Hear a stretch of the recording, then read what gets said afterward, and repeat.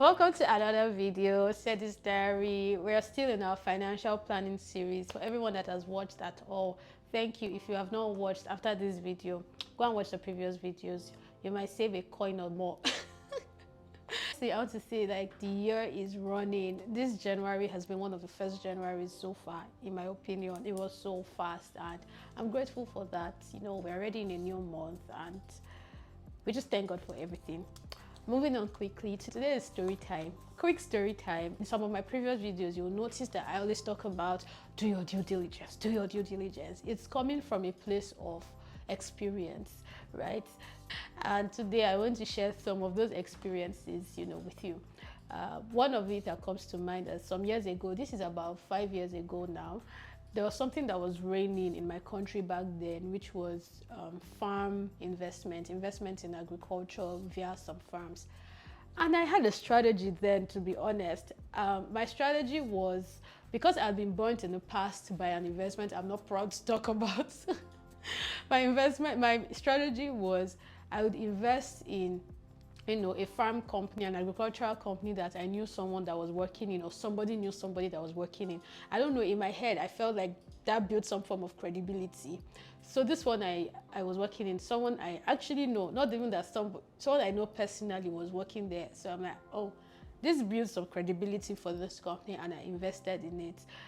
To be honest, I wouldn't say I lost all my money that I invested, because I got some returns, invested again, got some returns, and I became comfortable with it. And I kept investing, getting some returns till I invested and did not get any return. I'm sure you already understand the story.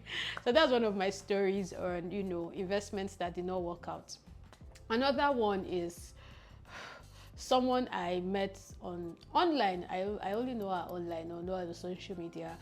She's a business owner. She's quite popular, to be honest, and her business seems to be doing well. She started exporting her business, and then she was actually carrying us along, saying, okay, this is where my factory is, this is how much we are producing right now for the product she was making. And she's like, because they started exporting to the UK and to the US, they needed to expand, and so she needed funds for the expansion. She had lawyers working with her. It seemed really nice, and this, in my head, I thought I was even doing something impactful, that, oh, I'm supporting a good cause, in my head at the time, right? Because I was supporting, this business to expand, and then this product can reach more people, reach more countries. And that was why I joined. I didn't join alone. I joined with a friend. We pulled our funds together, hard earned money. How much, like, this was hard earned money. We pulled our money together and we invested. The deal for that one was we would get returns. Maybe you get, I'll just call random numbers because I don't even remember right now. Maybe if the returns was 30%, for instance, I'm just saying for instance, I think she said, okay, after maybe 6 months, you get 10% returns. After another 6 months, you get 10% returns. Then after the next 6 months, you get the last 10% returns plus your principal. To be very honest, we got the first set of returns. It might not have been 10%, but I just used that as a random number, right? We got the second set of returns, but after the second set of returns, then the stories started. Oh my goodness. From one story to another story to another story. Then COVID came, and COVID became a perfect excuse. I'm not oblivious to the fact that COVID affected a lot of businesses, but I'm just sharing my personal experience, right? And I am empathetic, by the way. I don't even need, I was cut out this part.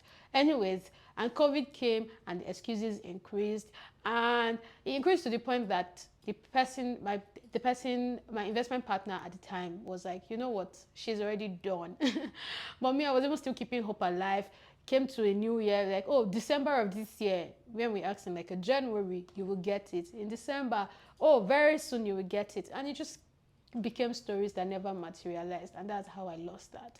Those are the two that come to mind right now. I feel like I probably have more, but those are the two that come to mind right now. Another one that comes to mind is not an investment that went south. It's my business. I used to make coconut oil, said oil. I used to make coconut oil, and one guy brought a proposal. He had this online store. He wanted to stock up, and as he sold, he would give me my returns back. And I've thought, oh, let me support this person and also sell my business, my market. It seems like a fantastic idea. And I sent him good stock. Till tomorrow, the stories are never ending. I sent him like a lot of coconut oil, you know, for him to sell, blah, blah, blah. And the rest, they say, is what? History. Anyways, because of things like this, I've had more, but not so. I've had more, but because of things like this is the reason why I always shout, please do your due diligence. Do not let anybody bamboozle you into investing in what you do not know. I also have some stories with crypto as well. That's why I always say, if you don't understand something, do not go into it. Thank you for listening to my stories. I would like to hear your stories as well.